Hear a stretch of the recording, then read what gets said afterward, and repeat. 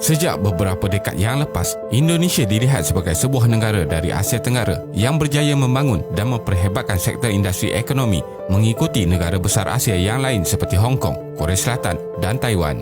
Walaupun ekonomi Indonesia berkembang dengan baik pada tahun 1980-an dan 1990-an, Indonesia sangat terkesan dengan krisis ekonomi yang melanda seluruh Asia pada tahun 1997 yang kemudiannya menyebabkan berlaku reformasi dalam politik di negara ini. Selepas itu, ekonomi Indonesia dilihat semakin pulih dan memiliki status negara yang sedang berkembang dengan sejarah yang pelbagai dalam ekonomi, kebudayaan dan politik. Jadi, video kali ini kita akan melihat bagaimana Indonesia menjadi kuasa besar ekonomi dunia. Teruskan menonton. Indonesia yang terletak di Asia Tenggara adalah kepulauan besar terletak antara Lautan India dan Lautan Pasifik dengan lebih daripada 17,000 pulau. Keluasan negara Indonesia adalah sekitar 1.9 juta kilometer persegi. Indonesia mempunyai tanah yang subur untuk pelbagai jenis pertanian dan sangat kaya dengan sumber bumi seperti petroleum, gas asli, arang batu, biji timah, bauksit, tembaga, emas dan perak. Indonesia sekarang adalah negara ke-16 terbesar ekonomi di dunia dan bersedia untuk melonjak sehingga tangga ke-5 menjelang tahun 2030. Peratusan kadar inflasi di Indonesia kini berkurang sehingga satu angka.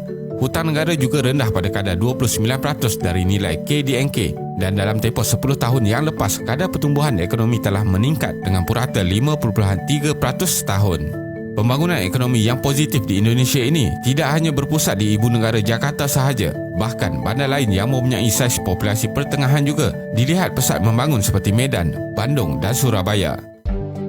Faktor-faktor pemangking ekonomi Indonesia. 1. Kebangkitan Asia.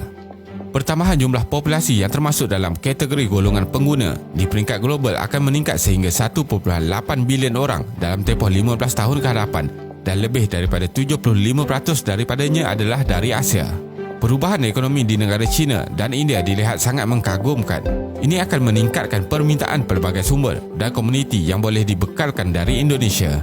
Ianya dapat dilihat dari jumlah ekspor Indonesia ke negara China dan India yang telah meningkat sebanyak 15 hingga 20%. Kedua, proses urbanisasi. Kadar populasi penduduk yang tinggal di kawasan bandar-bandar utama di Indonesia dijangka meningkat dari 53% pada waktu sekarang hingga 71% pada tahun 2030 dengan 53 juta penduduk berpindah ke kawasan bandar.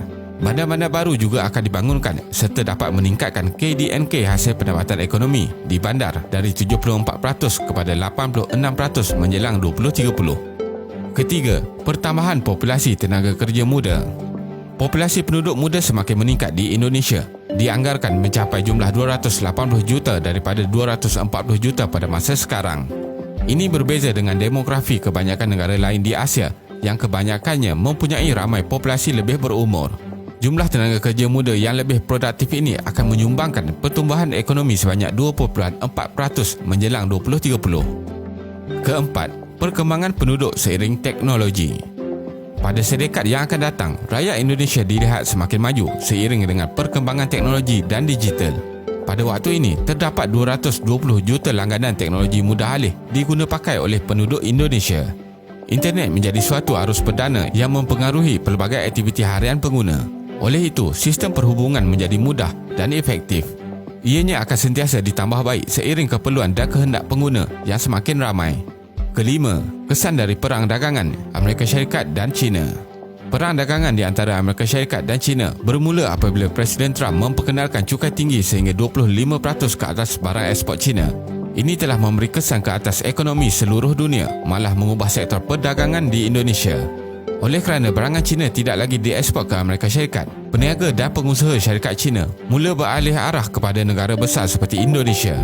Mereka juga berminat untuk menjadikan Indonesia sebagai lokasi baru untuk penghasilan dan pengeluaran barang. Ini ditambah dengan pelbagai tawaran baik seperti sumber tenaga kerja yang ramai, pemberian insentif cukai oleh kerajaan, kestabilan politik dan ekonomi. Keenam, pembangunan infrastruktur di Indonesia. Kerajaan Indonesia telah membuat pelbagai pelan pembangunan infrastruktur dan meningkatkan perbelanjaan untuk sektor ini. Banyak syarikat dari luar yang berminat untuk memindahkan kilang-kilang, terutamanya dari China, akan melihat usaha kerajaan membangunkan infrastruktur utama sebagai faktor positif. Indonesia membelanjakan 11% daripada hasil ekonomi untuk menaik taraf infrastruktur dan akan menaikkan jumlah perbelanjaan ini sehingga 20%. Berita ini akan menarik minat ramai lagi pelabur dari luar seperti Eropah untuk datang ke Indonesia. Kesimpulannya, untuk Indonesia terus mencapai ekonomi yang mampan di masa hadapan, faktor peningkatan populasi kelas pertengahan harus disokong di samping mengurangkan taraf kemiskinan penduduk. Bilangan rakyat kelas pertengahan yang bertambah akan dapat menyokong produktiviti dan inovasi dengan dibantu taraf pendidikan yang lebih baik. Ini akan menjamin kekuatan ekonomi dari dalam negara dan juga mengurangkan kesan negatif dari faktor luaran yang dapat menjejaskan perkembangan ekonomi. Terima kasih kerana menonton dan jangan lupa subscribe. Jumpa lagi.